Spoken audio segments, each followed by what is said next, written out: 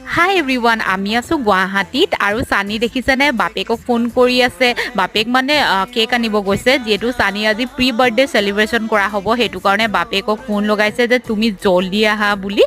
তাক কেক কাটিব লাগে আৰু আমি গোটেই ফেমিলি আমি এক হৈ কিনে আজি চানি প্ৰি বাৰ্থডে চেলিব্ৰেশ্যন কৰিম আৰু বহুত দিনৰ পৰা ইচ্ছা আছিল মোৰ ইউটিউবৰ